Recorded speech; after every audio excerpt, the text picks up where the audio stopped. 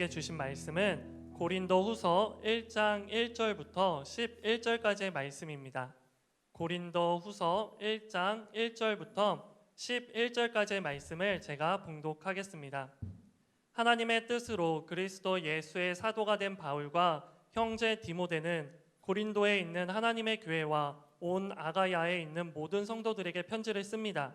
하나님 우리 아버지와 주 예수 그리스도께로부터 은혜와 평화가 여러분에게 있기를 빕니다. 하나님 곧 주 예수 그리스도의 아버지, 자비의 아버지, 모든 위로의 하나님께서는 찬양 받으실 분입니다. 그분은 우리의 모든 환난 가운데서 우리를 위로하는 분이시기 때문입니다. 우리가 하나님께 받은 위로로 인해 우리도 환난 가운데 있는 사람들을 위로할 수 있게 하시는 분이십니다. 그리스도의 고난이 우리에게 넘치는 것 같이 우리의 위로도 그리스도를 통해서 넘칩니다. 우리가 고난당하는 것도 여러분을 위로하고 구원하기 위한 것이요, 우리가 위로받는 것도 여러분을 위로하기 위한 것입니다. 이 위로가 여러분 가운데 역사함으로 여러분이 우리가 당하고 있는 것과 동일한 고난을 당할 때도 잘 견뎌내게 된 것입니다. 여러분에 대한 우리의 소망은 굳건합니다. 여러분이 고난에 함께 참여하는 것처럼 위로에도 함께 참여하는 것을 우리는 알고 있습니다. 형제들이여, 우리가 아시아에서 당한 환난에 대해 여러분이 알지 못하기를 원치 않습니다. 우리는 힘에 겹도록 심한 고난을 받아 살 소망까지 끊어질 지경이 됐습니다. 우리는 마음의 사형 선고를 내려야 했습니다. 그렇게 된 것은 우리 자신을 의지하지 않고 죽은 사람들을 살리시는 하나님만 의지하도록 하기 위함이었습니다. 그분은 우리를 과거에도 그렇게 큰 죽음에서 건지셨고 또 미래에도 건지실 분입니다. 또 우리는 하나님이 이후에도 건져주실 것을 소망합니다. 여러분도 우리를 위해 기도로 협력해 주십시오. 이는 많은 사람의 기도로 우리가 받은 은사로 인해 우리 때문에 많은 사람이 하나님께 감사하게 하려는 것입니다. 아멘. CH 플러스 예배는요, 매주 저녁 5시 반에 해화역 4번 출구에서 가까운 한성아트홀 2층에서 예배하고 있습니다. 새해 첫 예배를 여러분과 함께 나누고 있지만 이 해가 저물어갈 때까지 주님께서 여러분의 예배를 붙잡아 주시기를 소원합니다. 저는 새해를 맞아서 조금 생뚱맞은 이야기로 말씀을 나누고자 합니다. 농구에 대한 얘기인데요. 여러분 혹시 알고 계십니까? NBA에서 가장 슛 성공률이 높은 농구 슈터가 자유투를 제외하고 슛을 쏘았을 때 몇 퍼센트나 성공할까요? 운동을 좋아하는 우리 오영규 전도사님에게 물어보았습니다. 역사상 최고의 슈터로 불리는 최고의 선수들 1위부터 10위까지 만약에 있다고 치면 몇 퍼센트나 슛을 성공했을까? 오영규 전도사님께서 한 70%에서 80% 정도 성공하지 않았을까요? 이렇게 이야기하시더라고요. 통계를 찾아보면 NBA 역사상 그 어떤 선수도 60% 이상의 슈팅 성공을 기록한 사례는 없습니다. 대부분 그 시즌의 최고라고 이야기하는 선수들도요, 50%의 슈팅 성공률을 이룰 때도 있고 못 이룰 때도 있다는 것을 통계는 증명하고 있습니다. 제가 하고 싶은 말이 뭐냐면 최고 수준의 선수들의 슛도 성공보다 실패할 때가 더 많다는 것입니다.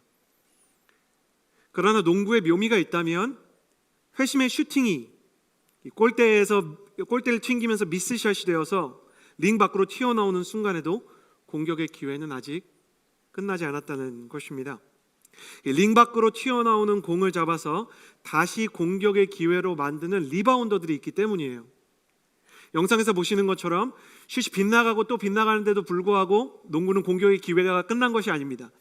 다시 그 공을 낚아채서 리바운드를 할 수 있다면 슈터의 슛이 빗나갔을지라도 리바운더를 믿고 팀의 슈터는 다시 한번 슈팅의 기회를 만들 수 있는 것이죠. 우리의 인생에서도 지금 영상에서 보는 것과 같은 이런 리바운드가 중요합니다. 우리의 인생에서 슛에 성공할 때도 있지만 실패할 때도 있기 때문이죠. 회심의 샷이 골대에 정확히 빨려 들어가는 골인의 순간이 있습니다. 고백을 해서 내가 사랑하는 사람과 연인이 되고 프로포즈를 해서 결혼 날짜를 잡았을 때 우리의 슛은 성공을 해서 득점을 기록하게 되는 것이죠. 학교나 직장에 지원해서 합격하는 경우에도 우리는 슛을 성공하는 것입니다. 하지만 슛이 빗나가는 때도 있다는 것이죠. 기대를 가지고 사업을 시작했지만 경제적인 글로벌 위기에 의해서 회사가 원하는 만큼의 수익을 얻지 못하고 내가 합격할 것이라고 확신했던 학교나 혹은 어떤 그 회사에 프로포즈를 넣었는데도 불구하고 너무 훌륭한 인재시지만 우리와는 맞지 않은 것 같습니다 라는 불합격 통보를 받았을 때, 내가 나의 마음을 이해하고 헤아리고 받아줄 것이라고 예상했던 연인이나 이성에게 나의 마음을 고백했지만 그 고백이 거절당했을 때 우리의 마음 가운데는 슈팅이 실패한 것 같은 절망감이 찾아오게 된다는 것입니다. 성경은 이런 미스샷에 대해서 이렇게 얘기합니다. 잠언 24장 16절의 말씀인데요, 의인은 7번 넘어져도 다시 일어나지만 악인은 재앙을 만나면 넘어진다, 이렇게 얘기하는 것입니다. 의인은 7번 넘어져도 다시 일어난다. 성경이 뭘 얘기하고 있습니까? 성경이 생각하는 의인은 넘어지는 사람입니다. 그가 계속해서 넘어집니다. 실패합니다. 슈팅을 날렸는데 그 슛이 성공하지 못하는 것입니다. 그런데 의인은 어떤 사람이냐면 슈팅이 빗나갈 때 다시 리바운드의 기회를 잡아서 다시 슛의 기회가 주어지는 사람입니다. 의인과 악인이 똑같습니다. 잠언 24장 16절에 악인도 재앙을 만나면 넘어집니다. 그런데 의인과 악인을 가르는 것은 무엇이냐면 다시 일어나지 못하는 것입니다. 주님은 우리가 미스드 샷, 골대를 향해서 날린 회심의 샷이 빗나갈 때 최고의 센터처럼 주님의 높이 날아오르는 능력으로 다시 리바운드를 낚아채서 우리에게 패스를 던져주십니다. 그리고 이렇게 말씀해 주시는 것입니다. 사랑하는 아들아, 사랑하는 딸아, 나를 믿고 마음껏 슛을 던져. 만약에 네가 이번에 던지는 슛이 또 미스드 샷이 된다 해도 빗나갈 때마다 내가 다시 붙잡아서 리바운드해서 너한테 다시 패스해 줄게. 골이 들어가지 않는 것을 두려워하지 말고 나를 믿고 기도의 슈팅을, 사랑의 슈팅을, 비전의 슈팅을, 하나님께서 원하시는 도전의 슈팅을 던져. 내가 너의 인생의 리바운더가 되어줄게. 저는 2021년이 그 주님의 리바운드를 경험하는 시간이 되었으면 좋겠습니다. 그 주님께서 우리의 리바운더가 되심을 믿고 소망의 복음을 굳게 붙잡을 수 있는 용기와 그 능력이 임하는 한 해가 되기를 축복하는 것입니다. 그래서 몇 년 만에 인사말을 바꿔보았습니다. 가슴에 손을 얹고 저를 따라해 주시겠어요? 하나님은 나의 소망이십니다. 하나님은 나의 소망이십니다. 나는 소망의 복음을 굳게 잡을 것입니다. 나는 소망의 복음을 굳게 잡을 것입니다. 이 시간 말씀 앞에 내 마음을 엽니다. 이 시간 말씀 앞에 내 마음을 엽니다. 나는 절대로 이전과 같지 않을 것입니다. 나는 절대로 이전과 같지 않을 것입니다. 아멘. 우리를 위해서 뛰어올라 리바운드를 내주시는 주님, 그 리바운드를 해서 다시 패스를 날릴 때 소망의 복음을 다시 붙잡고 비전의 슈팅을 날릴 수 있는 청년. 원수는 너의 샷은 또 빗나갈 것이다. 사람들은, 세상은 네가 그렇게도 당하고 그렇게도 실패하고 또 꿈을 꾸려고 하느냐? 너의 삶 가운데 예수님을 믿어서 네가 기도를 해서 이루어진 것이 무엇이 있느냐? 우리를 조롱하고 힐난하고 우리의 도전과 슈팅을 하기도 전에 우리의 모든 시도에 대해서 정죄하겠지만 주님을 믿고 다시 슈팅을 날리는 그에게는 의인이 7번 넘어져도 다시 일어나는 것 같은 끝내는 골을 성공시키는 비전과 응답과 축복이 예비되어 있다는 것입니다. 그래서 우리가 2021년에 소망과 위로의 리바운드를 가장 많이 기록하고 있는 서신서인 고린도 후서를 좀 나눠보고자 합니다. 그 첫 시간으로 새해 일어나게 될 일들이라는 제목을 가지고 은혜를 나누도록 하겠습니다. 새해 첫 번째 리바운드, 새해 일어나게 될 일들. 가슴에 손을 얹고 오늘 설교의 제목 저를 따라해 주시겠어요? 새해 일어나게 될 일들. 새해 일어나게 될 일들. 한 번 더 큰 믿음을 가지고 새해 일어나게 될 일들. 새해 일어나게 될 일들. 나는 여러분의 새해 가운데 하나님께서 예비하신 그 약속들이 이루어지고 그 약속을 믿고 다시 한번 주님과 함께 도전하는 멋진 슈터가 되는 역사가 있게 되기를 주님의 이름으로 축복합니다. 1절 말씀을 같이 한번 읽어보겠습니다. 1절입니다. 함께 읽겠습니다. 시작. 하나님의 뜻으로 그리스도 예수의 사도가 된 바울과 형제 디모데는 고린도에 있는 하나님의 교회와 온 아가야에 있는 모든 성도들에게 편지를 씁니다. 오늘 고린도 후서의 말씀을 통해서요, 하나님께서 우리에게 이미 약속하신 4가지 약속을 살펴보고자 합니다. 첫 번째 약속은 가슴에 손을 얹고 저를 따라해 주시겠어요? 나의 소원이 하나님의 뜻에 맞게 조율될 것입니다. 나의 소원이 하나님의 뜻에 맞게 조율될 것입니다. 오늘 말씀 1절에 하나님의 뜻으로 라고 되어 있습니다. 성경을 가지신 분들이나 필기를 하는 분들, 말씀을 사랑하는 마음을 가지고 하나님의 뜻으로 표시해 주시겠어요? 사도 바울은 하나님의 뜻으로 사도가 되었다는 것입니다. 하나님의 사람들은 하나님의 뜻에 의해서 부르심을 받습니다. 하나님의 사람들은 하나님의 뜻에 의해서 소망을 품습니다. 하나님의 사람들은 하나님의 뜻에 의해서 회복을 경험합니다. 새해 저는 여러분의 인생 가운데 하나님의 뜻이 임하게 되기를 주님의 이름으로 축복합니다. 새해를 맞아서 우리가 기도를 할 때나 사역을 할 때나 비전을 준비할 때 모든 시작 지점에서 제일 중요한 것은 나의 소원과 하나님의 뜻이 조율되어서 하나가 되는 것입니다. 우리에게 새해 중요한 기도의 제목들이 있을 것입니다. 나의 미래에 대해서 또 나의 가족에 대해서 간절한 소원이 있을 것입니다. 그 소원들이 응답을 받는 것이 굉장히 큰 축복이지만 그 응답과 소원 사이에 내가 하나님께 드리는 소원과 하나님께서 내게 주시는 응답 사이에 뭐가 있냐면 나의 소원이 하나님의 뜻과 하나가 되는 그 영적인 변화의 시간이 있는 것입니다. 이것은 마치 우리의 소원이 바닷가에 있는 물처럼 고여 있다가 하나님의 성령에 의해서 수증기로 변화돼서 하나님의 뜻에 맞는 은혜의 구름을 이루고 그 은혜의 구름으로부터 하나님의 거룩한 응답의 비가 내리는 것과 같습니다. 물은 바다에 있을 때도 물이지만 구름으로 올라가서 땅에 다시 내릴 때만 식수가 될 수 있습니다. 똑같은 물 같지만 바닷물을 마시고 생물이 살 수는 없는 것이죠. 우리 마음속에는 욕심이라는 소금이 숨어 있습니다. 하나님의 성령은 그 소금은 제하시고 순수한 영적인 소원들을 증발시켜서 하나님의 뜻에 맞는 하나님의 뜻의 은혜의 구름으로 우리를 초청하는 것입니다. 그 구름으로부터 응답의 비가 내리게 되는 것이죠. 다시 축복합니다. 새해 여러분의 마음과 소원의 기도의 제목이 하나님의 뜻에 의해 조율되는 변화를 경험하게 되기를 축복합니다. 처음에는 내 마음과 내 소원과 내 능력을 가지고 나아갔지만 물을 포도주로 변화시키시는 하나님이 나의 소원은 하나님의 뜻에 맞게, 나의 기도의 제목을 예수님의 마음에 맞게, 내가 가진 영적인 열망들을 성령님의 뜻에 맞게 더 순수하게, 더 아름답게, 더 온전하게 빚어주시는 변화의 역사를 경험하게 되는 것입니다. 처음에는 내 마음을 가지고 나갔지만 단순히 응답만 받는 게 아니라 응답 이후에는 우리가 하나님의 마음과 하나님의 뜻과 내 꿈이 아닌 하나님의 비전을 갖는 사람으로 변화되는 것입니다.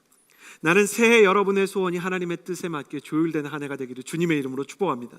2절을 함께 읽겠습니다. 2절 계속해서 읽읍시다. 시작. 하나님 우리 아버지와 주 예수 그리스도께로부터 은혜와 평화가 여러분에게 있기를 빕니다. 새해 두 번째 약속은 이것입니다. 가슴에 손을 얹고 저를 따라해 주시겠어요?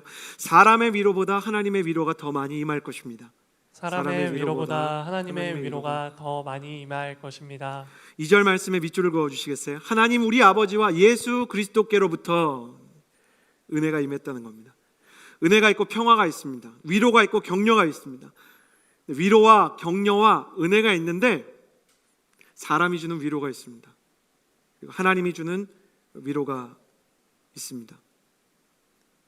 사도 바울이 사도인데도 불구하고 하나님에게 헌신이 된 선교사인데도 불구하고 여러 가지 어려움을 겪을 때가 있었습니다. 그 어려움을 겪을 때 어떤 경우에는 사람이 사도 바울의 옆을 지켜줬어요. 근데 어떤 때는 내가 하나님으로 인해서 버거운 삶을 힘들게 이끌고 나아가고 있는데 옆에 내 마음을 알아주는 사람이 없는 거예요. 내가 혼자인 것 같은 거예요. 같이 일을 하고 사역을 하는 사람도 나의 마음과 나의 아픔을 다 이해하지 못하는 것 같은 거예요. 그때 사도 바울이 일으킨 것은 무엇이냐면 사람의 위로가 아니라 하나님의 위로였어요. 사람의 위로는 감정을 변화시키지만 하나님의 위로는 영혼을 변화시킵니다. 사람이 주는 위로도 값집니다. 사람에게 힘이 되고 사람이 주는 격려와 사람이 주는 응원도 넘어졌을 때 일어나게 하는 힘이 있습니다. 절대로 무용한 게 아닙니다. 그러나 이것은 마치 커피와 같습니다. 마시면 피곤함을 잠깐 잊게 되는 것이죠. 우리가 각성 음료를 먹게 되면 집중력이 흐려졌다가 다시 집중력을 찾게 되는 것과 같은 것이죠. 그러나 완벽히 회복되는 것이 아닙니다. 하나님의 위로는 어떤 것인가? 하나님께서 우리에게 주시는 격려는 어떤 것인가? 그것은 깊은 잠을 충분히 자는 것과 같은 것입니다. 여러분 생각해 보십시오. 우리가 커피를 많이 마시고 각성음료를 많이 마시면 잠깐 이렇게 체력이 좋아지는 것처럼 느낄 수 있습니다. 그러나 그것은 본질적인 것이 아닙니다. 결국 사람이 잘 먹고 좋은 곳에서 잘 쉬고 편안하게 푹 잠을 자야 사람의 체력이 회복될 수 있는 것이죠. 하나님께서 주시는 위로가 이렇게 본질적인 것입니다. 성경은 하나님께서 사랑하는 자에게 잠을 주신다고 말합니다. 이것은 진짜 잠이 아니라 본질적인 회복을 준다는 의미입니다. 축복합니다. 올 한 해 여러분에게 사람의 위로보다 하나님의 위로가 더 많이 임하는 역사가 일어나게 되기를 주님의 이름으로 축복합니다. 세상은 사람들의 격려도 많이 받게 되고 나는 여러분이 사람들에게도 많이 인정받았으면 좋겠습니다. 그러나 때로는 세상이 여러분을 알아주지 않고 사람들이 여러분을 이해해주지 않아도 주 예수 그리스도로 인해서 일어나고 사랑하는 자에게 잠을 주신 하나님께서 본질적인 영혼의 회복을 주셔서 사람이 나를 알아주지 않고 사람이 나를 서운하게 해도 그것에 의해 상처를 받거나 마음이 흔들리지 않게 되는 축복의 역사가 일어나게 되기를 바라는 것입니다. 계속해서 하나님께서 주시는 약속을 살펴보겠습니다. 3절입니다. 3절의 말씀을 같이 읽겠습니다. 시작. 하나님 곧 주 예수 그리스도의 아버지 자비의 아버지 모든 위로의 하나님께서는 찬양 받으실 분입니다. 세 번째로 여러분과 나누고 싶은 축복은 이것입니다. 가슴에 손을 얹고 저를 따라해 주시겠어요? 새 예배의 회복이 일어날 것입니다. 예배의 회복이 일어날 것입니다. 새해에는 예배의 회복이 일어날 것입니다. 하나님의 뜻을 알고요, 그 뜻에 마음이 조율되고 하나님의 위로와 격려를 받게 되는 사람에게는 자연스럽게 일어나게 되는 일이 있는데 그것이 예배입니다. 오늘 말씀에서 사도 바울은 하나님의 위로와 격려를 경험한 이후에 하나님을 찬양하게 되었다, 이렇게 이야기하고 있습니다. 하나님을 경험한 사람은 찬양의 회복을 이루게 됩니다. 누가 시키지 않아도 찬양이 그냥 흘러나오는 거예요. 제가 좋아하는 찬양 중에 내 영혼의 그 깊은 데서 맑은 가락이 울려 나네, 하늘 곡조가 언제나 흘러나와 내 영혼을 고이 사네. 저는 이 찬양에서 제일 좋은 게 흘러나온다는 거예요. 자연스럽게 그냥 마음에서 자연스럽게 입 밖으로 흘러나오는 거죠. 마치 뜨거운 국밥을 이렇게 먹은 사람이요, 입김을 밖으로 뱉지 않을 수 없는 것이랑 비슷한 거예요. 은혜가 너무 뜨거우면요, 따뜻한 찬양이 나오게 돼 있어요.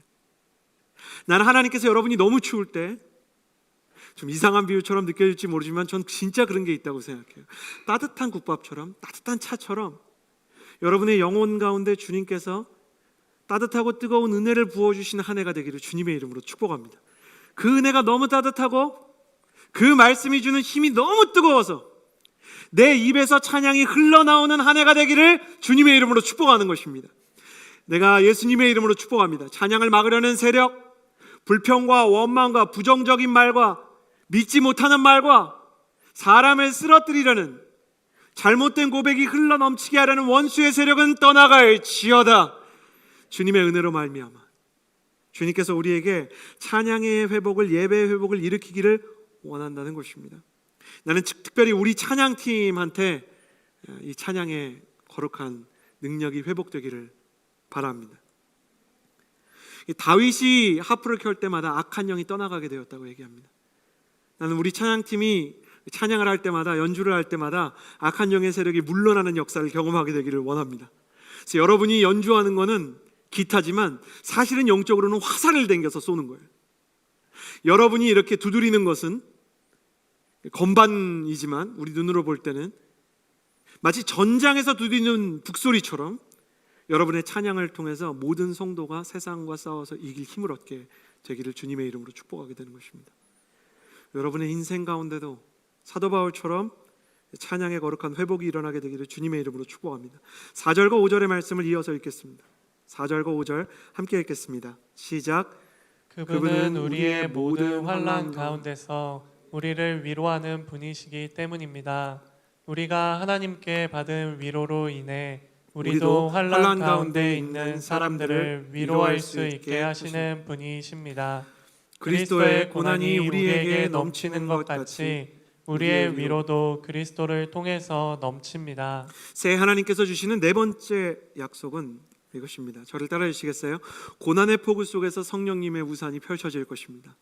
고난의 폭우 속에서 성령님의 우산이 펼쳐질 것입니다. 할렐루야. 우리가 한 해를 시작하면서 잊지 말아야 하는 것은 아무리 고결한 성도라도 그 헌신이 아무리 충성된 영적인 지도자라도 환난을 만날 수 있다는 것입니다. 마태복음 7장을 보면 반석 위에 지은 집이나 모래 위에 지은 집이나 비가 내리고 홍수가 나고 바람이 세차게 내리치는 것은 똑같이 경험이 됩니다. 반석 위에 지은 집이라고 비가 내리는 걸 피할 수 있거나 바람이 부딪히는 것을 피할 수 있는 게 아닙니다. 심지어 이 반석 위에 지은 집이 당하게 될 비가 오고 창수가 나고 바람이 세차게 내리치는 것에 대한 묘사와 모래 위에 지은 집이 당하게 될 어려움은 토시 하나 안 틀리고 똑같아요. 마태복음 7장 25절에 반석 위에 지은 집이 겪을 어려움이나 27절에 모래 위에 지은 집이 겪을 어려움이나 똑같다는 거예요. 그러나 뭐가 다릅니까?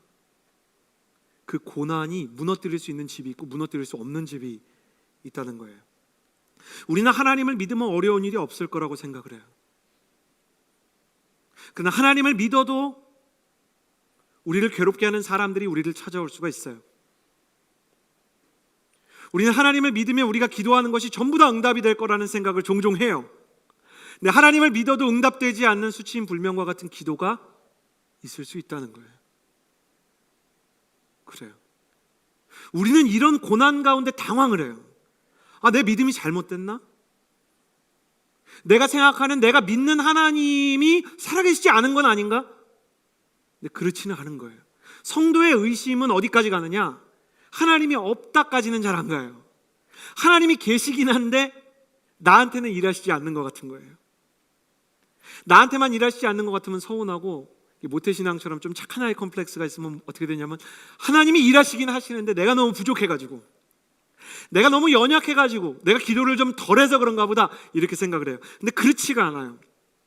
비가 내리면 서울 하늘에 비가 내리면 서울 시민들이 다 비의 영향력 아래에 있는 거예요. 예수 믿는 사람한테는 비 안 내리고 예수 안 믿는 사람한테만 비 내리는 게 아니라는 말이죠. 고난은 그냥 비 내리는 것 같아요. 모든 사람한테 내려요. 그러면 하나님을 믿고 예수님을 믿는 사람한테는 뭐가 있냐? 성령님의 우산이 있는 거예요. 성령님은 우산처럼 고난의 순간 우리 머리 위에 보막을 펼쳐주세요. 내가 이 설교를 준비하면서 성령님을 생각하게 됐어요. 제가 트렁크를 열어보니까요, 제 차에는 항상 우산이 있어요.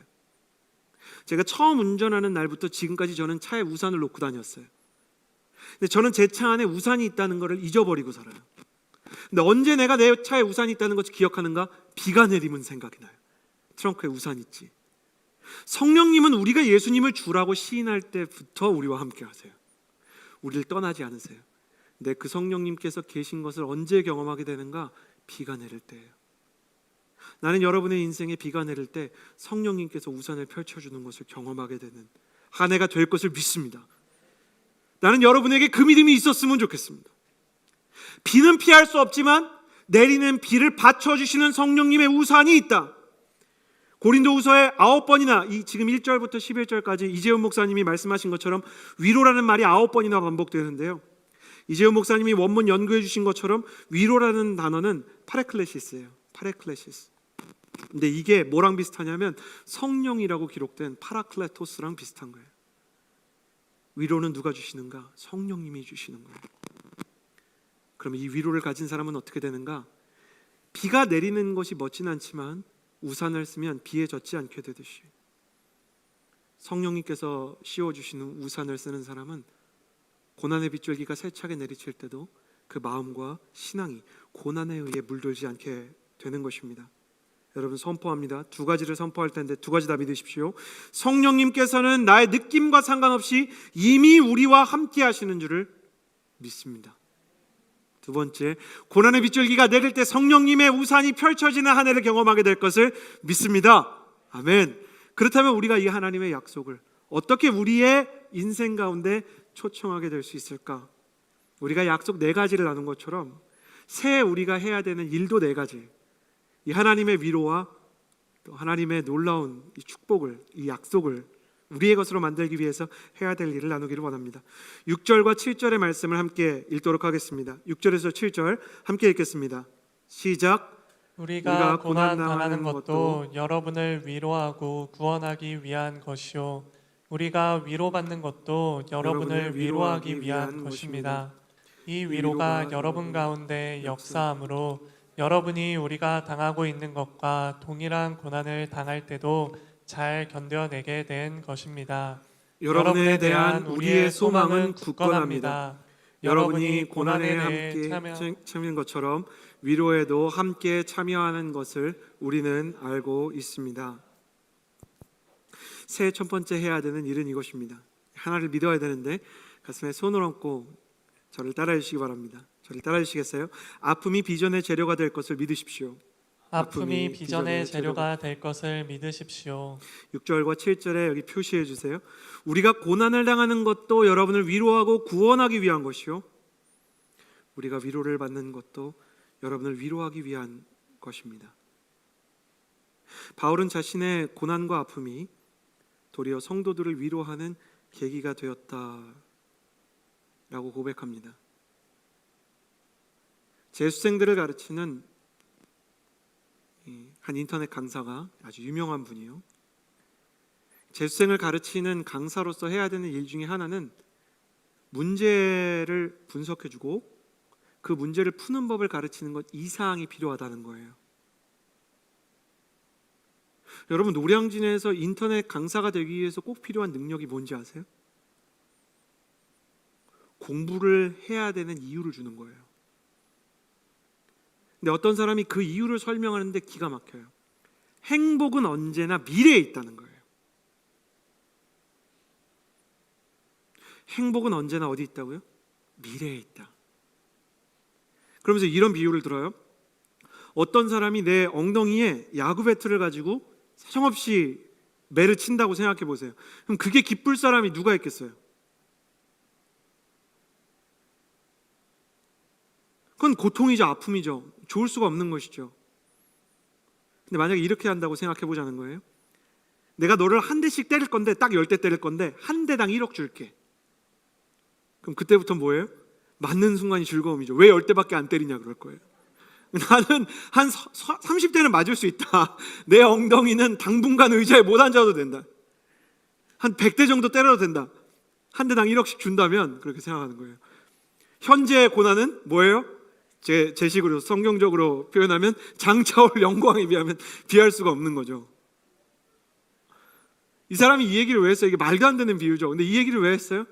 어떤 사람이 지금 너무 찌질하게 공부를 해요. 공부하느라 재수생이라서 머리 스타일도 멋있게 못했어요. 연애도 못했어요.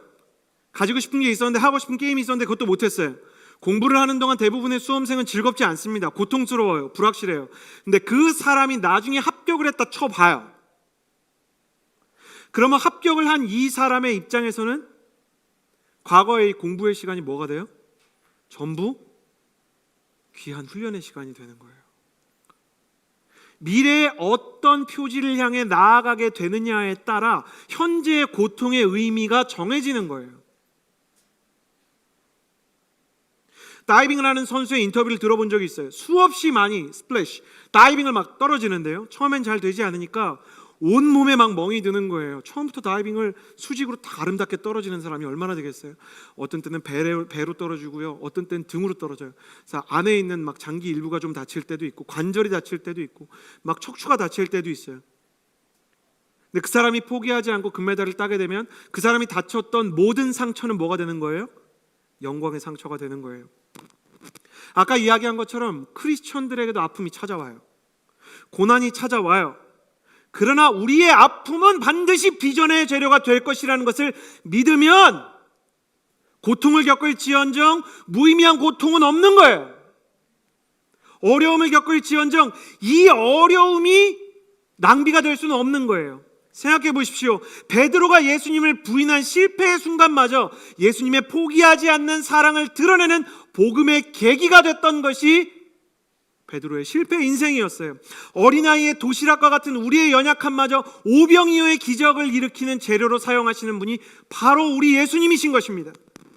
선포합니다. 저는 하나님의 성도에게 버려지는 순간과 무의미한 실패란 존재하지 않음을 믿습니다.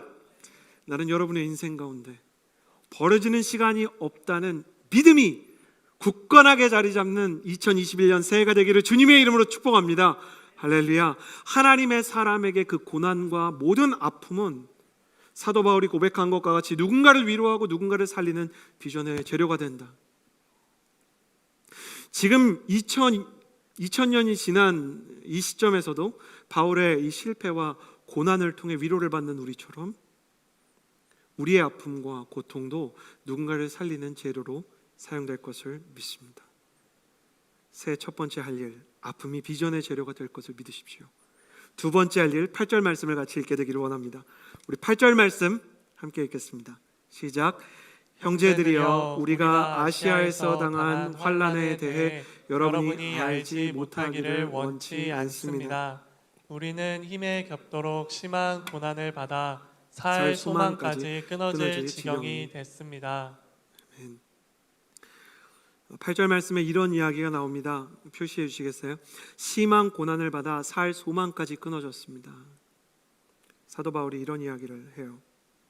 이 말씀을 기초로 새해 두 번째 할 일을 선포하기를 원합니다. 가슴에 손을 얹고 또 필기하는 분들을 적으시면서 새해 두 번째 할 일, 저를 따라해 주시겠어요? 하나님께 진실한 고백을 드리십시오. 하나님께 진실한 고백을 드리십시오. 사도 바울이 자신의 연약함과 두려움과 그리고 자신의 넘어짐에 대해서 하나님과 동역자들 앞에서 솔직하게 고백을 합니다. 내가 살 소망까지 끊어졌습니다. 이렇게 얘기하는 것이죠. 어려운 말이 아닙니다. 더 이상 살고 싶지 않았다는 말입니다. 사도 바울이 아시아에서 복음을 전합니다. 그런데 더 이상은 살고 싶지 않다는 생각이 들었던 것입니다. 여러분은 어떻습니까? 사람마다 고난에 대한 저항력이 다 다릅니다. 그래서 어떤 사람은 정말 너무 큰 문제를 만나서 죽고 싶은 사람도 있지만 어떤 사람은 남에게 이야기하기 참 부끄러운 작은 문제를 가지고도 더 이상 살고 싶지 않다, 도전하고 싶지 않다라는 생각이 들 때가 있는 거예요. 사도 바울이 아시아에서 당한 환난이 무엇인지에 대해서는 성경이 명확하게 얘기하지 않고 있기 때문에 어떤 사람들은 사도행전에 나오는 에베소에서 사도 바울이 복음을 전하다가 계속해서 어려움을 겪게 된 상황들, 아데미 신전의 소동으로 인해서 우상 숭배자들이 사도 바울을 너무 핍박하고 유대교인들이 그를 핍박한 상황, 또 어떤 사람들은 사람들이 그의 마음 가운데 계속해서 비난과 의심을 보내는, 그래서 사실 바울은 사도가 아니래 그 사도권을 의심하고, 그리고 고린도 전후서를 포함해서 고린도 교회에 4개의 서신을 보냈는데 그 과정에서 사도 바울의 영적인 권위를 계속 공격하는 사람들로 인해서 그 배신의 아픔을 경험했던 아픔이 아닌가 생각하는 사람도 있습니다. 그렇지만 그것이 무엇이든 간에 사도 바울의 마음속에는 너무나 심각한 아픔들이 찾아왔습니다. 사도 바울은 어쩌면 이건 제 상상입니다. 저의 상상 속의 묵상입니다. 이해해 주십시오. 자기가 사도니까 처음에는 괜찮은 것처럼 말했을지도 모릅니다. 저는 믿음을 지키고 있습니다. 흔들리지 않는 주님을 의지합니다. 그러나 어떤 순간에 하나님 앞에서 정직해질 수밖에 없는 순간을 마주하게 되었을 것입니다. 그래서 그는 영원히 남을, 그때는 몰랐겠지만 성경을 쓰면서 난 정말 그때는 살고 싶지 않았습니다 라는 고백을 하나님과 성도 앞에 솔직하게 나누게 되는 것입니다. 한국 사람들이 가지고 있는 습관 중에 예스와 노가 불분명한 것이 있습니다. 언더우드 선교사님과 아펜잘로 선교사님이 한국에 와서 제일 당황했던 게 뭐냐면 식사하셨어요? 라고 물어보면 먹었다고 얘기를 하는 거예요. 근데 성도들이 뭐라고 가르쳐줬냐면 선교사님 3번까지 물어봐야 됩니다. 그래서 언더우드 선교사님이 이유를 모르는 거예요. 아펜젤로 선교사님이 이게 이유를 모르는 거예요. 식사하셨어요? 예, 먹었습니다. 아, 그래요? 드셨어요? 아, 예, 먹었습니다. 아, 그래도 식사하시죠? 아, 그러면 같이 먹으러 갈까요? 사실은 안 먹었던 것이죠. 여러분, 요즘에는 밥 먹었냐에 대해서는 솔직하지만 학창 시절에는 이런 비슷한 일이 등장합니다. 시험 시간에 아침에 학생들이 모입니다. 공부 많이 했어? 어제 하나도 못했잖아. 완전 미쳤나 봐. 나 완전 미쳤나 봐. 공부 하나도 안 했잖아. 밤 새놓고도 그렇게 얘기합니다. 그러면서 두 개 틀리고, 그 미국 유학생들이 심지어 카툰에 한국 사람들은 항상 이게 공부 안 했다고 얘기하고 여기 다크서클 있고, 이렇게 공부한 흔적들이 역력한, 뒤에 막 공부한 포스트잇 막 붙어 있는 사람들로 얘기하는 것입니다. 집이 가난해서 밥을 먹지 못하는 것이 드러날까봐 창피해하는 조선시대 사람들이나, 공부 정말 많이 했다라고 얘기했는데 혹시라도 공부 많이 했다고 말하고도 시험을 잘 못 볼까봐 두려워하는 마음, 그런 것처럼 우리는 영적인 실패와 침체에 대해서도 정직하게 어려워합니다. 교회를 다니면서 상처 입은 마음을 하나님한테 솔직하게 말하면, 하나님, 순장님 때문에 힘들어요, 목사님 때문에 힘들어요, 이렇게 말하면 주님께서 그럴 것 같은 거예요. 그거 아니야. 원수를 사랑하라. 왜 그런 기도를 해? 난 너를 위해서 십자가도 졌는데. 이게 확장되면 어떻게 되는 거예요? 가까운 사람들이 와서, 여보, 우리 교회에서 이상한 사람을 만났어요. 우리 순에 진짜 이상한 사람이 있지 뭐예요? 그러면 내가 생각하는 하나님이 그런 사람이면 이렇게만 얘기하게 되는 거예요. 예수님 당신을 위해서 십자가도 졌어. 그럼 아내가 뭐라고 생각합니까? 당신부터 날 위해서 좀 십자가를 져라. 정직하지 못한 거예요. 시편에 이런 말씀이 있죠. 하나님께서 구하시는 제사는 상한 심령이다. 하나님이여 상하고 통회하는 마음을 주께서 어떻게 하신다고요? 멸시하지 아니하시리이다. 어떻게 하지 않는다고요? 멸시하지 않는다는 거예요. 여기 멸시하지 않는다는 거는 내가 상하고 아프고 괴로운 마음을 얘기할 때 하나님이 그거 무시하지 않는다는 거예요. 그거 이상하다고 얘기하지 않는다는 거예요. 하나님이 이해해주고 포용해주고 하나님이 우리의 부족함을 하나님 멸시하지 않는다는 거예요. 사랑하는 성도 여러분, 선포합니다. 하나님을 믿는 성도가 되십시오. 그분은 우리의 솔직한 고백과 연약한 마음을 이해하시고 사랑해 주시고 품어주시는 분이십니다. 하나님을 불편하게 하는 것은 우리의 실패가 아니라 우리의 위선입니다. 하나님과 우리의 사이에 장애물이 되는 것은 우리의 어두운 마음이 아니라 우리의 마음을 숨기려는 태도입니다. 하나님은 우리의 부족함과 연약함에도 불구하고 솔직하게 바울처럼 나의 한계를 고백하라 라고 말씀하십니다. 축복합니다. 하나님과의 관계에서 정직한 소통과 인격적인 관계가 깊어지는 한 해가 되기를 주님의 이름으로 축복합니다. 제일 좋은 방법은 뭐냐면요, 기도를 자주 하는 거예요. 기도는요, 교과서에서 배울 필요가 없습니다. 기도는 기도하는 시간을 통해서 배우게 돼 있어요. 시편 기자는 너희는 여호와의 선하심을 맛보아 알지어다 그랬어요. 여러분이 기도할 때 하나님은 여호와의 선하심을 맛보아 알게 해주십니다. 나는 여러분의 인생 가운데 여호와의 선하심이 맛보아지는, 하나님의 은혜의 맛이 어떤 것인지, 하나님이 어떤 분이신지, 하나님이 어떻게 나를 사랑하시는지, 어떻게 나를 이해하시는지 경험이 되는 기도의 시간이 풍성하게 되기를 주님의 이름으로 축복합니다. 그래서요, 2021년에는 우리 CH 플러스가 기도회를 많이 하려고 그래요. 목사님, 지난해 말에 52일 기도회 한 거 잊어버리셨습니까? 안 잊어버렸어요. 52일 기도가 아니라 나는 52년 기도하게 되기를 원하는 거예요. 찬양팀 리더가 긴장했는데 52년 연속으로 하겠다는 건 아니고 우리가 기도회가 필요한 거예요. 왜 기도회가 필요하냐? 기도회 훈련이 필요한 거예요. 같이 기도할 동역자가 필요한 거예요. 그래요. 하나님 앞에 기도하면서 여러분의 마음을 주님께 올려드리는 그 축복의 시간, 기도회에 여러분이 참여했으면 좋겠어요. 우리 온누리 교회가 90일에 기적하지 않습니까? 새벽을 깨우십시오. 새벽을 작정하고 새벽이 도저히 안 되겠다 하는 분들은 그 새벽 방송을 다시 리뷰하면서 저녁에 해도 좋습니다. 여러분의 시간 속에서 다니엘처럼 정한 시간을 가지고 예수님과 함께 기도하는 사람이 되기를 원하는 것입니다. 나는 기도하면서 하나님께 진실한 고백을 드리는 한 해가 되기를 주님의 이름으로 축복합니다. 우리가 새해해야 되는 세 번째 일, 9절에서 10절 말씀을 같이 읽게 되기를 원합니다. 9절에서 10절 함께 읽겠습니다. 시작. 우리는 마음에 사형 선고를 내려야 했습니다. 그렇게 된 것은 우리 자신을 의지하지 않고 죽은 사람들을 살리시는 하나님만 의지하도록 하기 위함이었습니다. 그분은 우리를 과거에도 그렇게 큰 죽음에서 건지셨고 또 미래에도 건지실 분이십니다. 또 우리는 하나님이 이후에도 건져주실 것을 소망합니다.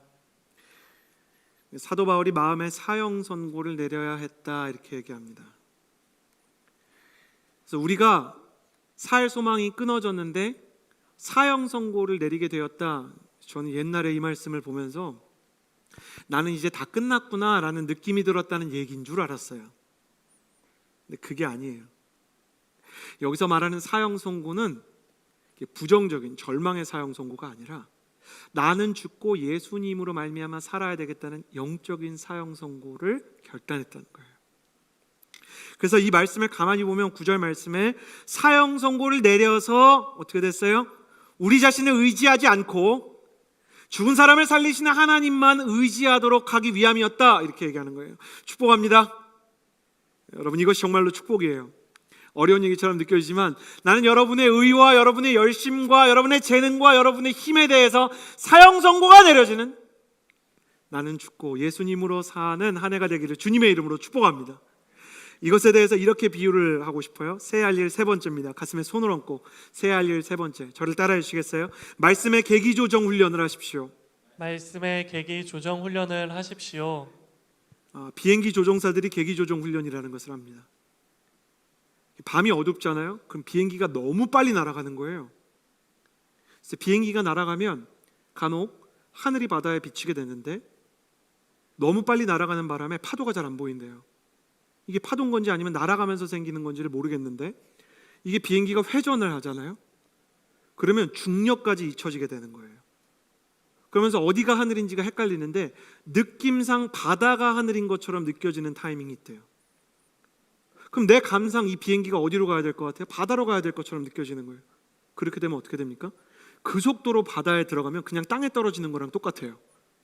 바다가 충격을 흡수하는 속도보다 비행기가 꽂히는 속도가 더 빠르면 그냥 땅에 떨어지는 거랑 똑같아요. 비행기가 다 부셔지고 폭발해요.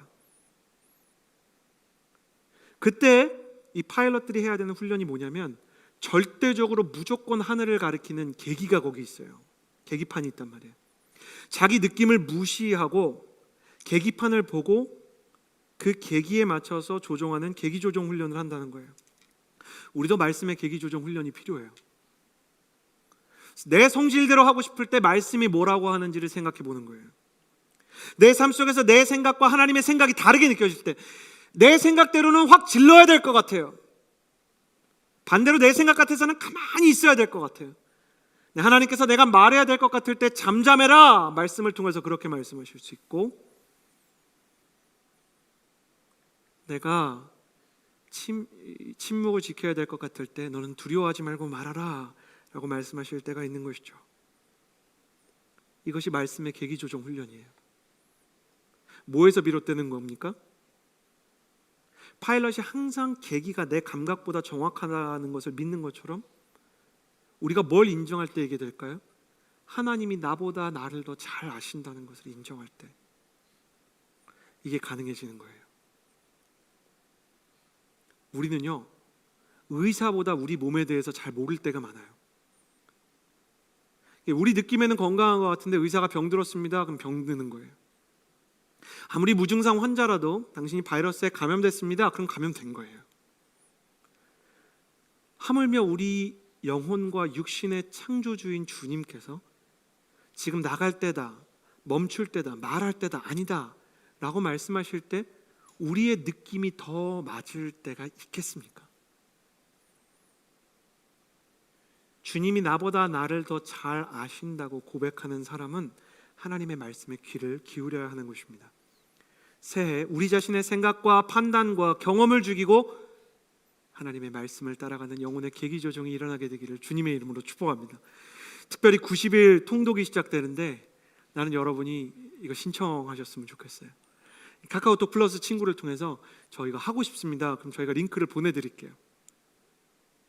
그래서 여러분이 거기다가 신청을 하면 통독을 함께 하게 될 뿐만 아니라 그 말씀에 대해서 우리가 배울 수 있는 이 개관도 계속 보내드리도록 하겠습니다.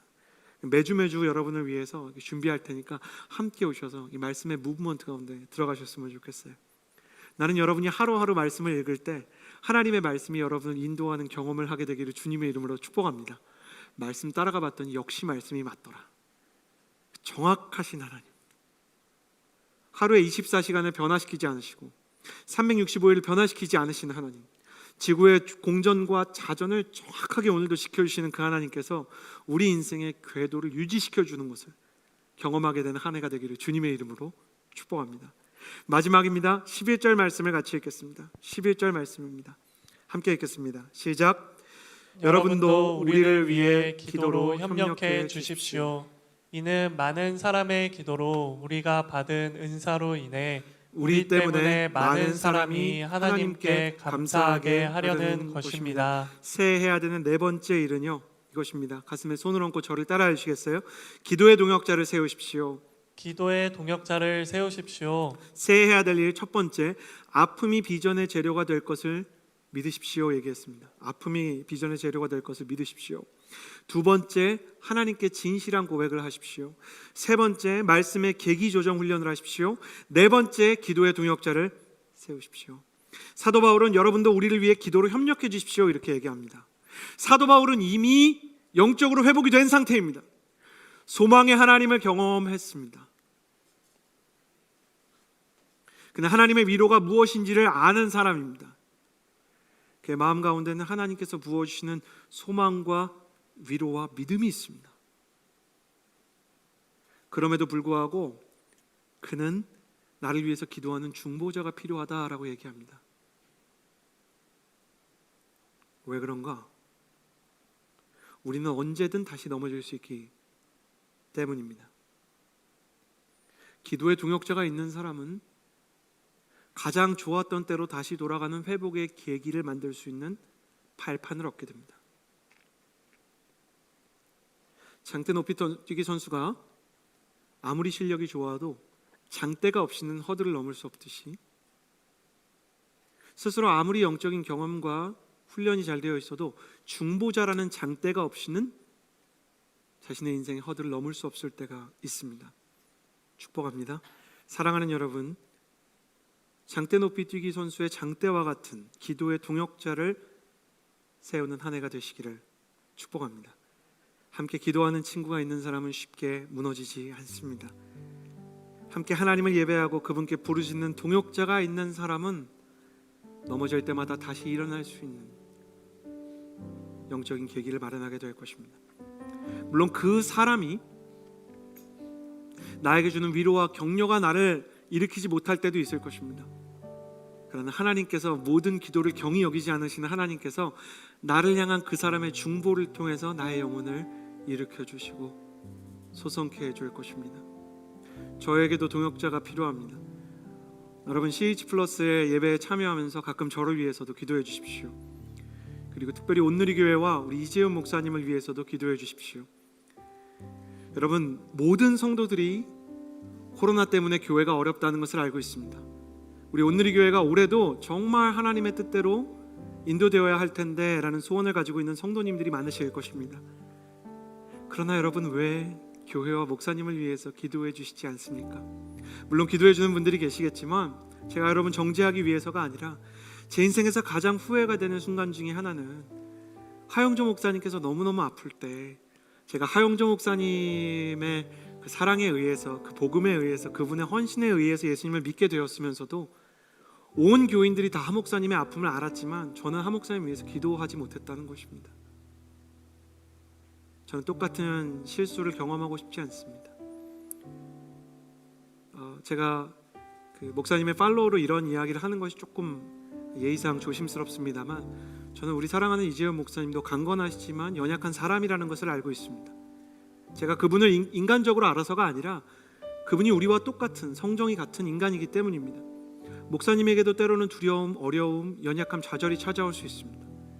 새해 온누리교회와 이재훈 목사님을 위해서 기도해 주십시오. 영적인 리더십들을 위해서 기도해 주십시오. 또 저를 위해서도 기도해 주시고 우리 순장님들을 위해서도 기도해 주십시오. 여러분이 기도하면 주님께서 여러분을 중보자로 쓰셔서 우리에게 그 축복을 주실 뿐만 아니라 중보하는 그 사람을 다니엘처럼 하나님께서 사랑해 주실 줄을 믿습니다. 여러분을 위해서 기도해 주는 한 사람을 만나는 새해가 되었으면 좋겠습니다. 또 여러분도 누군가를 위해서 기도해 주는 중보자가 되는 새해가 되시기를 축복합니다. 함께 기도하겠습니다.